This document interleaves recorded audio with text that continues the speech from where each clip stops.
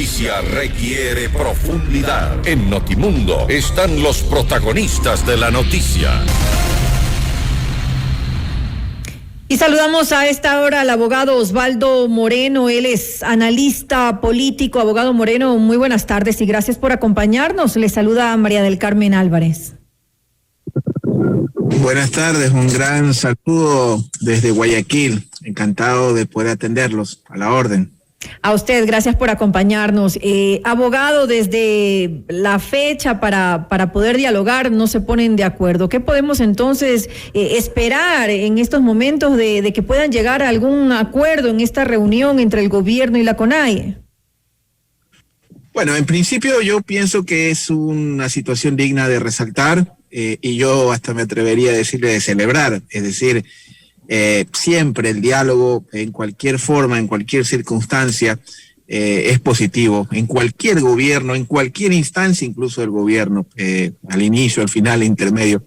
El diálogo siempre creo que es una vía, mucho más en un país donde el nuestro, donde creo que en el fondo siempre nos ha faltado un poco los ecuatorianos escucharnos y aceptarnos más.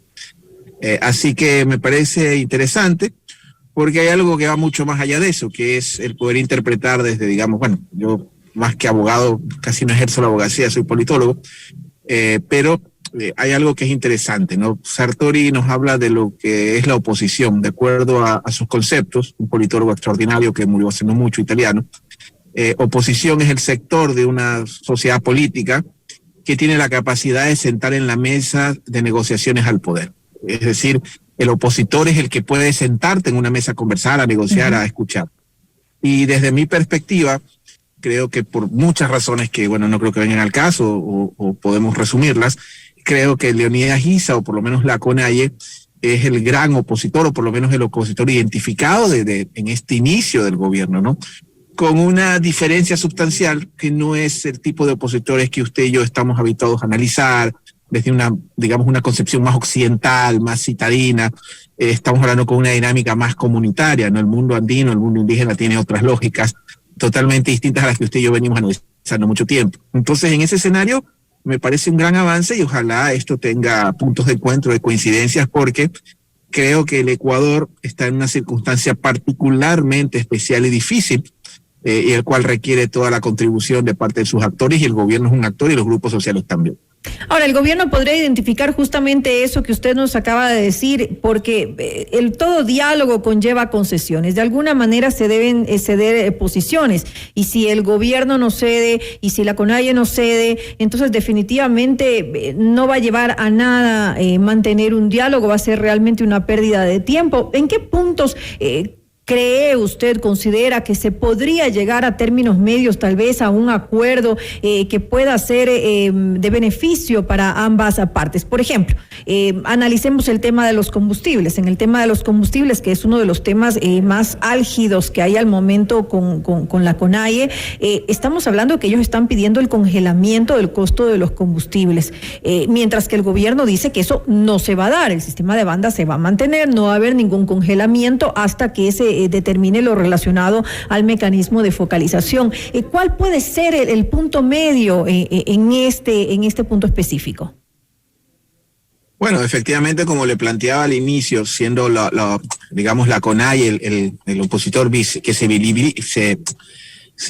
mira, tenemos que tomar otro factor en cuenta. Yo creo que, por ejemplo, cuando usted medía al correísmo en su momento, la oposición identificada era de ámbito regional, en este caso era Nebot, digamos, el opositor regional más visible que tenía Correa en su momento, y en estas instancias creo que también por trabajo de algunos medios de comunicación que se han encargado de hacer un trabajo extraordinario de posicionamiento de Leonidas Giza, creo que Leonidas Giza vendría a ser esa voz opositora. Y en ese escenario, en ese contexto que usted plantea, hay varias posiciones, una obviamente de corte más de aperturista, neoliberal, que plantea cero subsidios, y una más, digamos, más proteccionista, que plantea un beneficio que tuvieron los ecuatorianos durante mucho tiempo. Si usted a mí me pregunta, a mí me parece vergonzoso que Osvaldo Moreno, quien le habla, les subsidien el combustible, por ponerle un ejemplo, pero no todo el mundo está en mi posición, algunos están mejor, otros no tanto.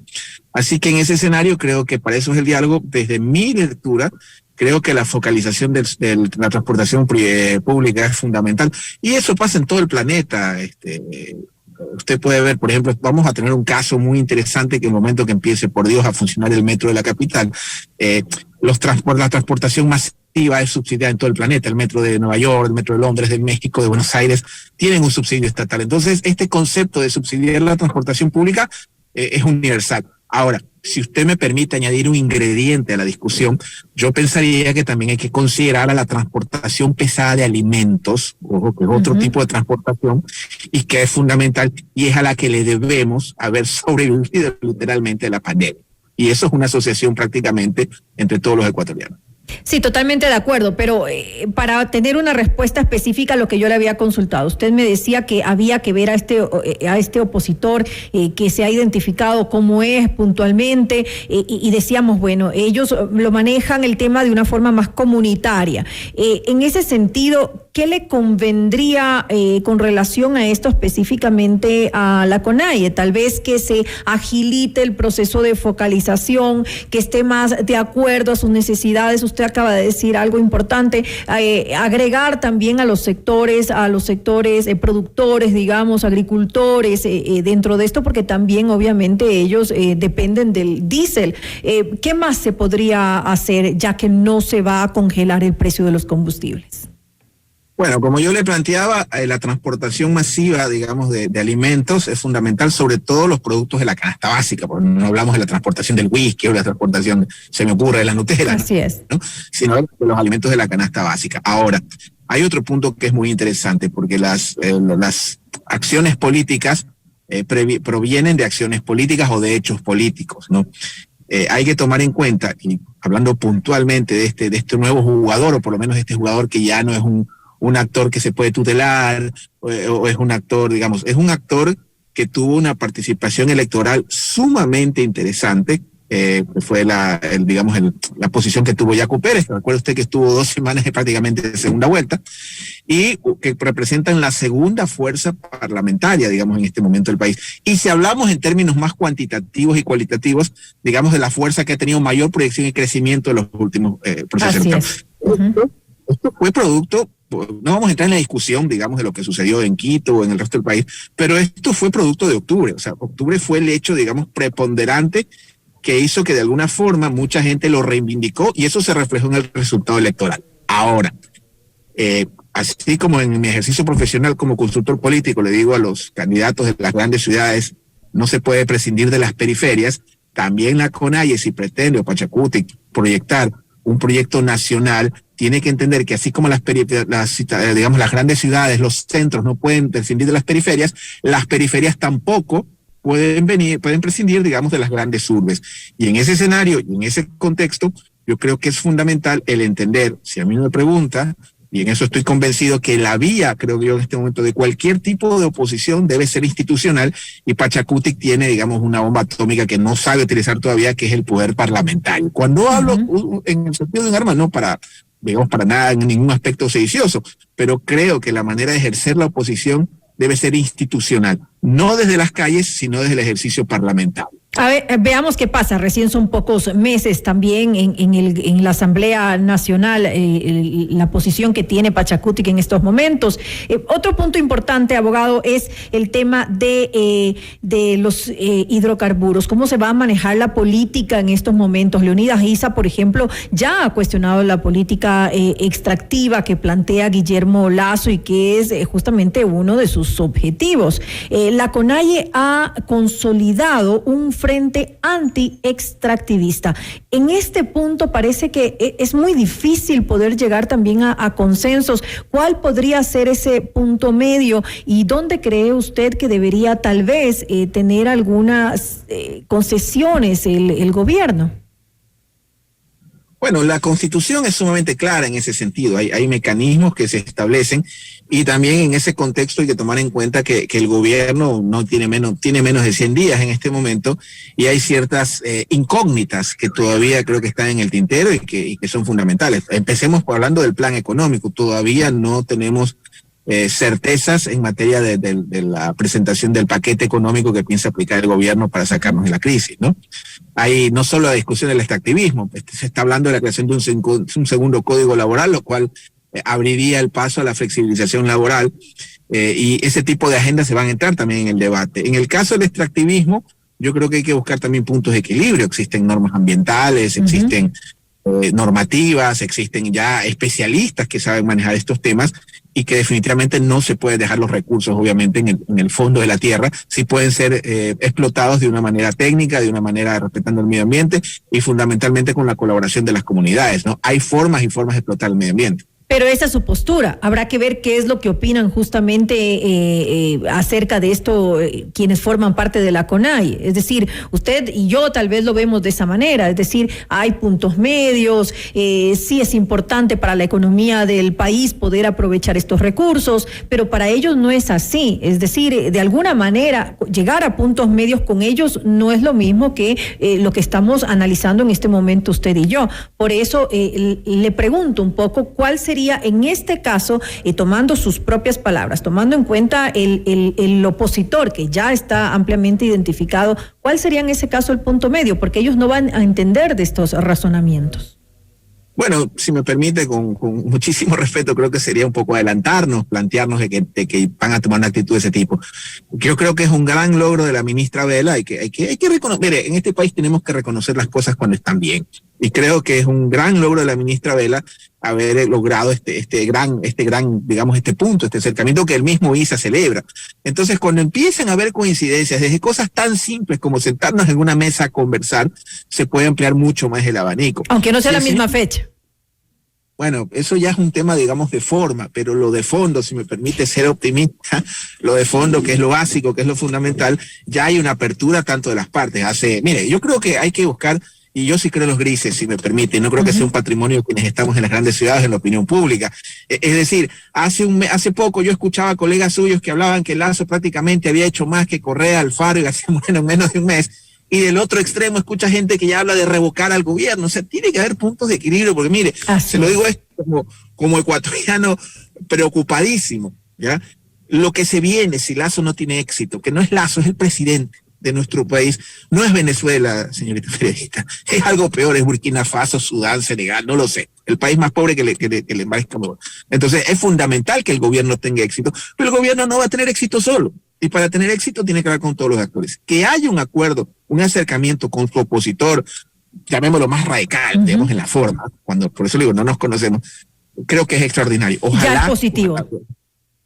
Por favor, ojalá, creo que esa es la vía, ojalá dentro de esos canales, y también yo creo que si Elías Issa tiene aspiraciones, que creo que las tiene que entender también que así como él viene del Ecuador profundo, y eso es súper interesante, hay que ver lo que está pasando también en la región. Miren lo que acaba de pasar con Castillo en el Perú. Creo que es interesante entender y tener este tipo de acuerdos de tal manera que se fortalezca, yo creo que lo más importante, que es la institucionalidad. Lo que este país necesita es respeto y fortalecimiento de sus instituciones. Esa debe ser entonces la postura del gobierno. ¿Qué opina usted de la respuesta de Guillermo Lasso? ¿Ha indicado tal vez firmeza en el gobierno? Porque obviamente aquí estamos hablando de una medición de fuerzas. Bueno, Lasso es el jefe de Estado y todo jefe de Estado tiene su faceta, ¿no? Su faceta retórica, su faceta en la gestión. Y mire, esto ya es más un tema, usted es periodista, ¿no? Yo no lo soy, pero he estudiado algo de semiótica, semiología, comunicación política. Lasso yo creo que está en el momento que le pasa a todos los gobiernos o a todo aquel que ha estado mucho tiempo en campaña. Recordemos que el señor Lasso viene casi 15, 14 años recorriendo el país a lo largo y ancho, y es un hombre que viene de la empresa. Es más complicado cuando no era un político a tiempo completo.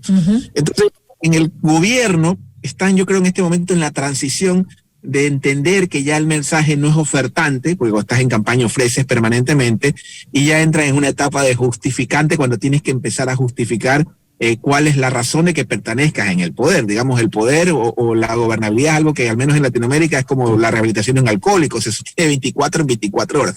Entonces, en ese escenario, yo creo que el gobierno está en esa transición, y mi segunda opinión, en ese sentido, yo creo que hay dos alas dentro del gobierno, una moderada y una radical, como pasa en todo gobierno, que está en una disputa en este momento, y finalmente el presidente es el que toma la decisión. En lo personal espero que sea la moderada la que se imponga, y yo creo que estas reuniones es un éxito de esta ala moderada.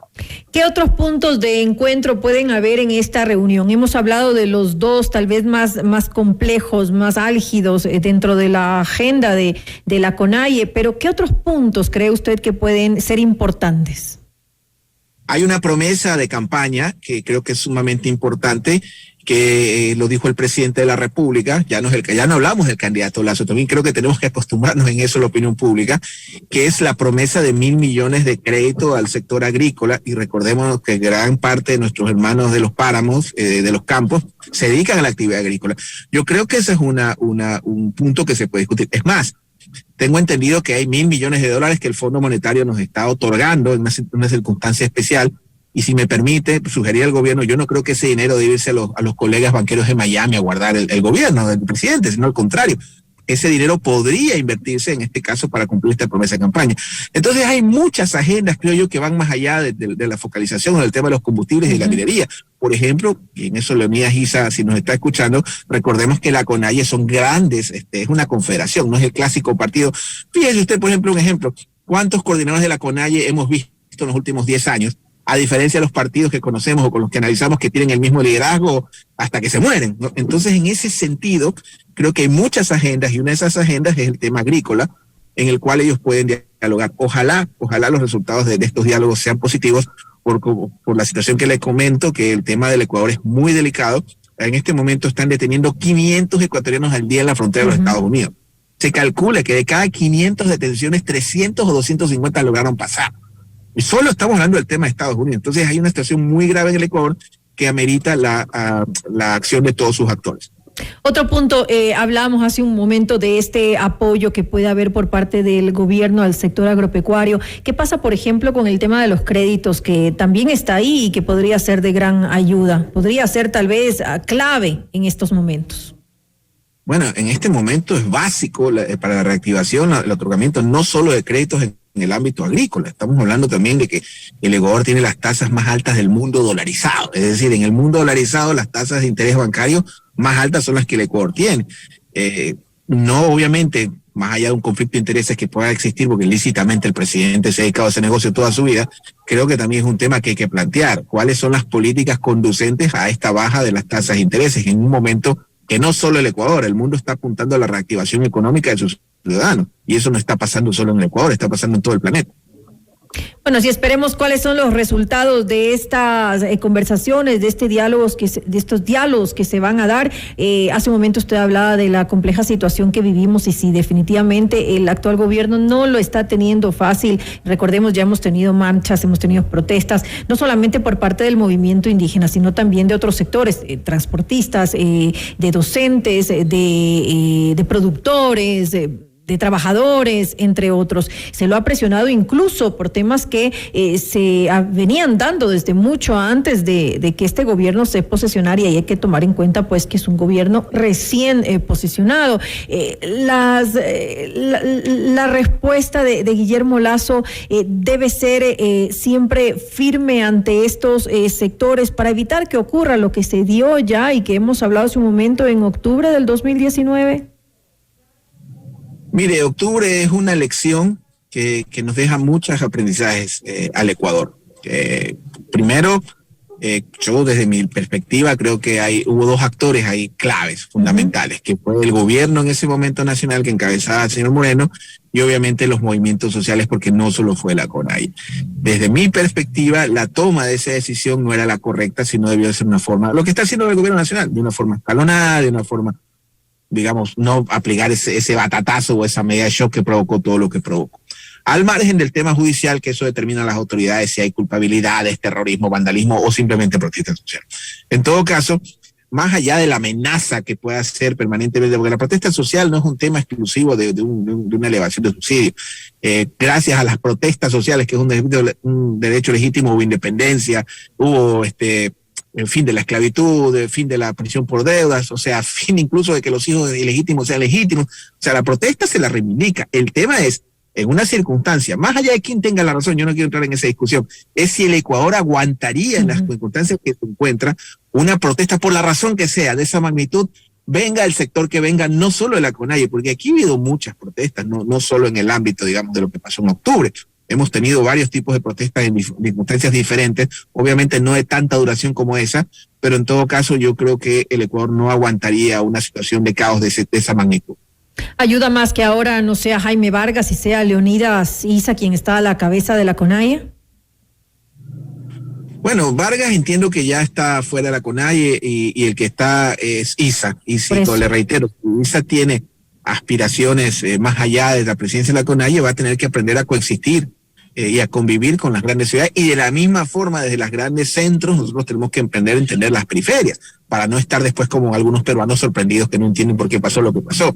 Entonces, este tipo de hechos políticos, como le planteaban, son producto de acciones políticas.